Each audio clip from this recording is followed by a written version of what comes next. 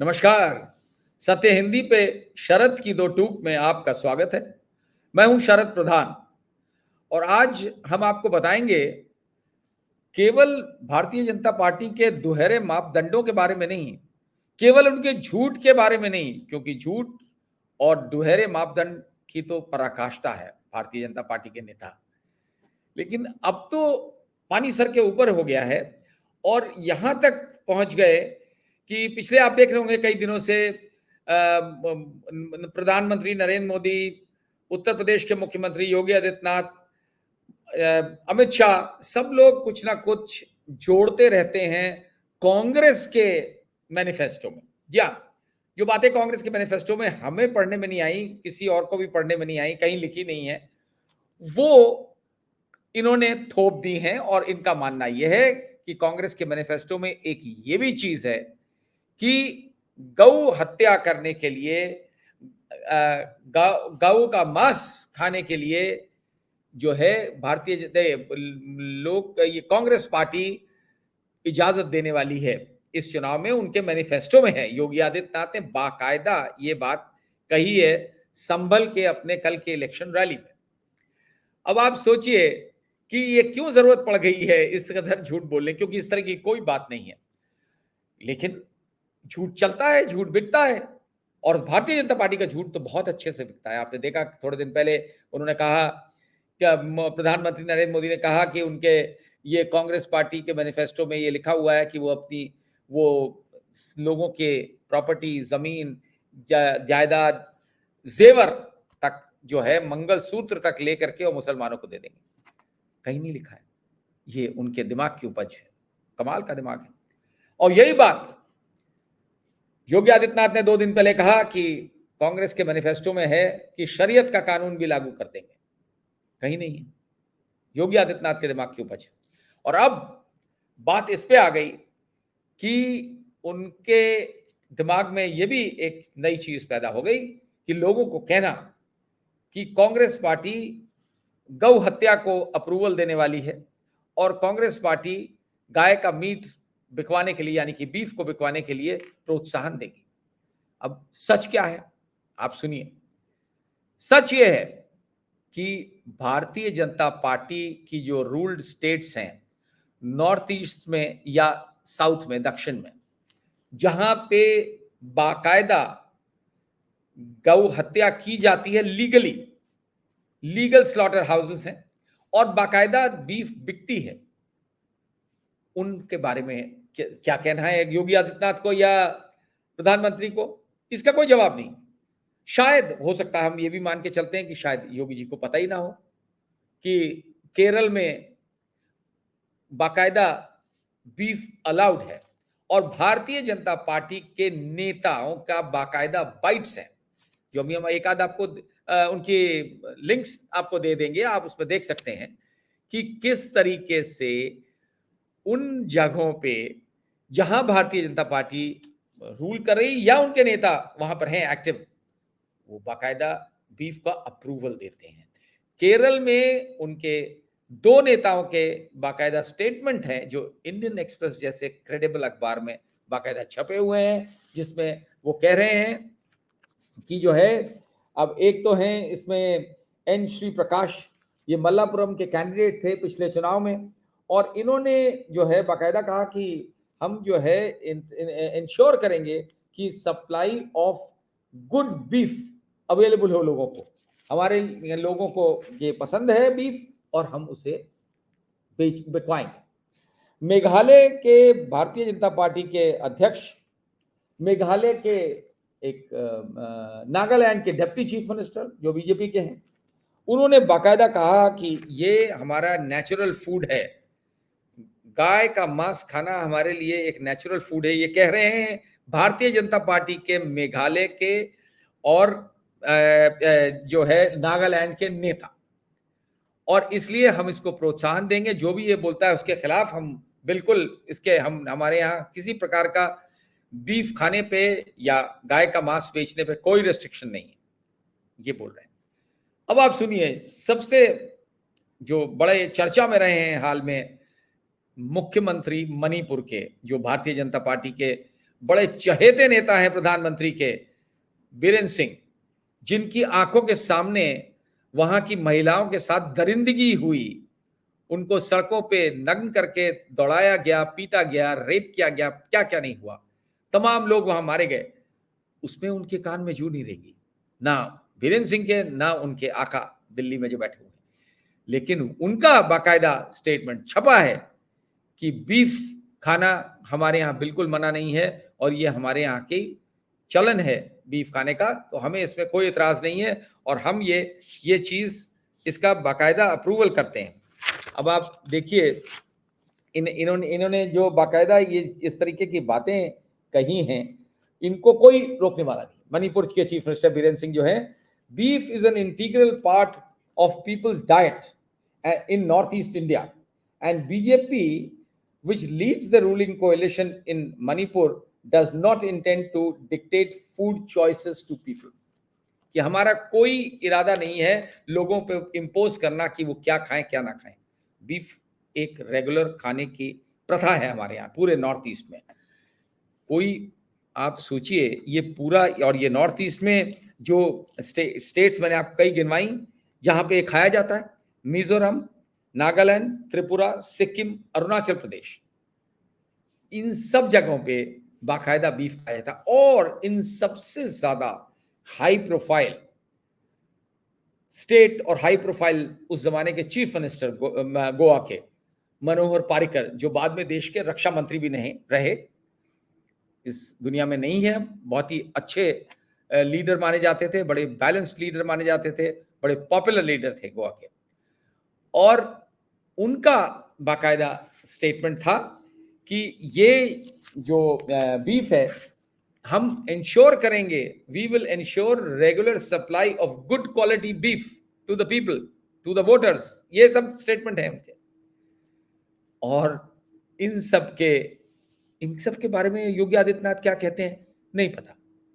हो सकता है इतने सारे बीजेपी नेता बोल चुके हैं बीफ के फेवर में, गौ हत्या के फेवर में। अब जाहिर है कि जब बीफ बिकेगा तो गौ हत्या ही तो होगी।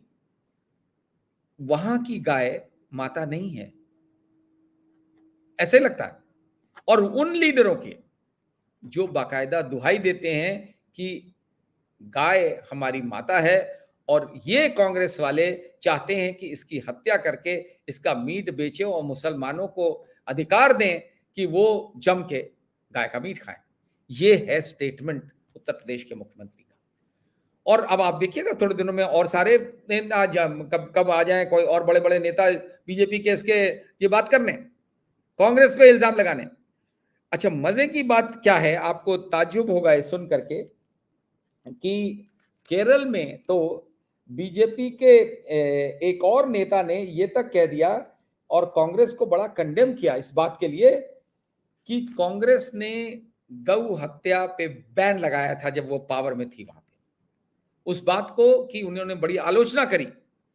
और यहां योगी आदित्यनाथ कह रहे हैं कि कांग्रेस मुसलमानों को गाय का मांस खिलाना चाहती है। अब कितना झूठ बोला जाएगा, कहां तक झूठ बोला जाएगा। और लेकिन गोदी मीडिया के जरिए से ये बात पहुंच जाती है और फिर उसके बाद डिबेट्स होने लगती हैं उस पर कि कांग्रेस ने क्यों अलाउ किया गाँव का मांस खिलाना, जबकि कांग्रेस रिस्पॉन्सिबल है बैन करने के लिए। इतनी, अब आप सोच लीजिए, नागालैंड के डिप्टी चीफ मिनिस्टर, मणिपुर के चीफ मिनिस्टर, गोवा के एक टाइम के चीफ मिनिस्टर, केरल के बड़े नेता भी भारतीय जनता पार्टी, इंक्लूडिंग वहां के भारतीय जनता पार्टी के अध्यक्ष, वो बीफ के फेवर में बोलते हैं। वो चाहते हैं कि काउ स्लॉटर हो, बाकायदा हो और गाय का मीट बिके क्योंकि लोगों को बहुत पसंद है। और वजह सिंपल सी है, अगर भारतीय जनता पार्टी वहां की गाय को भी माता मानने लगे, मुझे नहीं समझ में आता कि अगर नॉर्थ इंडिया में गाय माता है हमारी, हम सब पूजा करते हैं गाय की, तो साउथ में गाय क्यों नहीं है माता?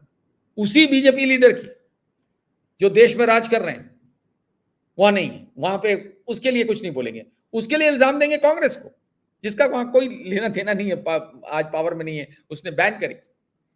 इससे क्या हासिल होता है? एक ही चीज हासिल होती है, वो है वोट। आप समझ सकते हैं कि भारतीय जनता पार्टी के लिए वोट कितना महत्वपूर्ण है। वोट के लिए कुछ भी करेंगे। वोट मिल जाए तो कोई धर्म से मतलब नहीं है, कोई गौ रक्षा से मतलब नहीं है।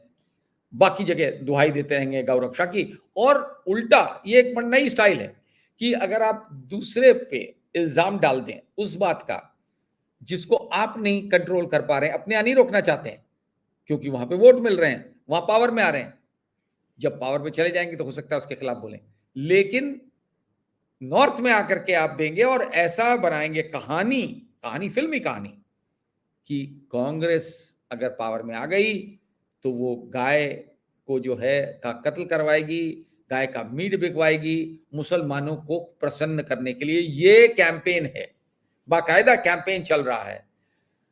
कितने आपने देखा पिछले कुछ दिनों में, जब से भारतीय जनता पार्टी के टॉप लीडरशिप को यह लगने लगा कि उनका जो शुरू का कैंपेन था कि वो 400 पार, की बार 400 पार, और 400 पार करके मतलब हम संविधान को बदल सकेंगे। ये बात एक नहीं, आधे दर्जन भारतीय जनता पार्टी के बड़े-बड़े नेताओं ने जनता के बीच में जाके खुल के कही।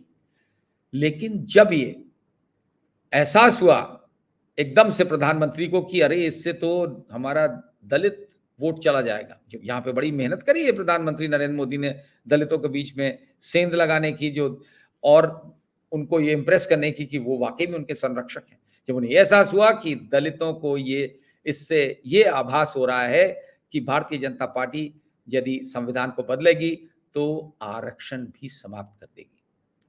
और ये इसमें कोई शक नहीं कि इस बात को, और इसमें जो है इसको बढ़ावा, कांग्रेस ने भी अपनी पब्लिसिटी में ये चीज कही कि देखिए ये शंका जाहिर करी कि अगर भारतीय जनता पार्टी जो है पावर में फिर से आई तो ये आरक्षण भी खत्म कर देंगे, क्योंकि खुलेआम कह रहे हैं कि हम अम्बेडकर का संविधान बदल देंगे।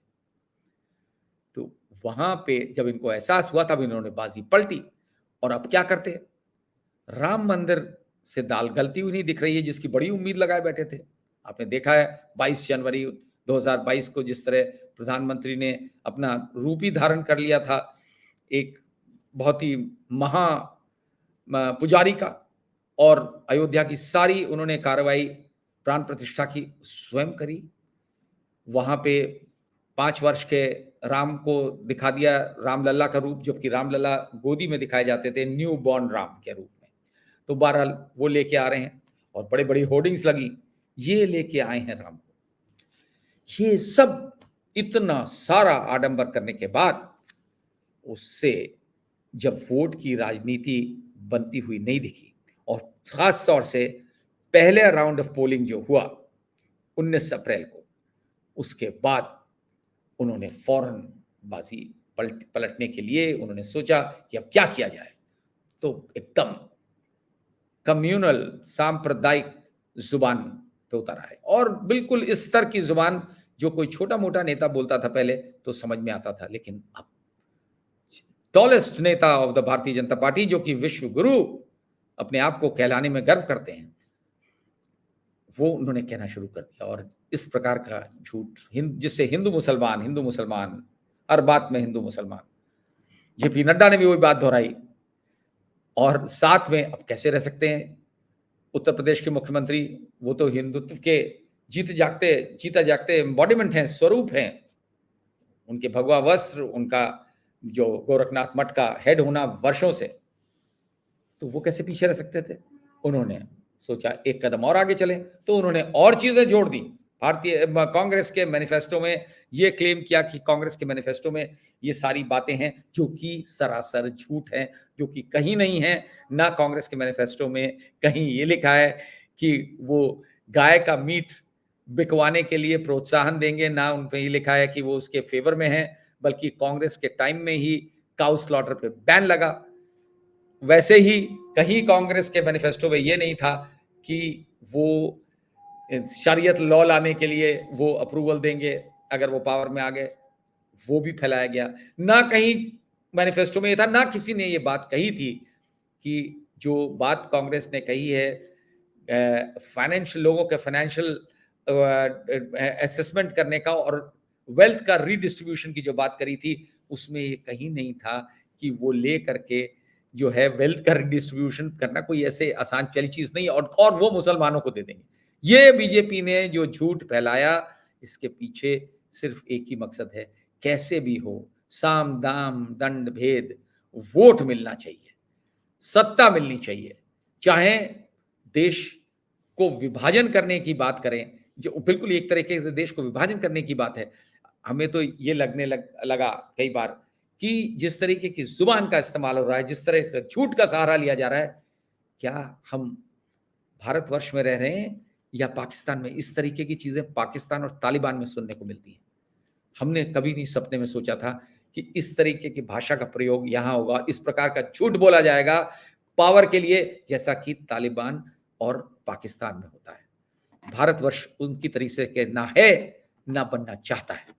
लेकिन बीजेपी की वोट की राजनीति उन्हें मजबूर करती है हर बात-बात पे झूठ बोलना, केवल इसलिए कि पोलराइज़ेशन हो जाए, चाहे कैसे भी हो, उसमें लोग विभाजित हों, उससे उन्हें कोई फ़र्क नहीं पड़ता।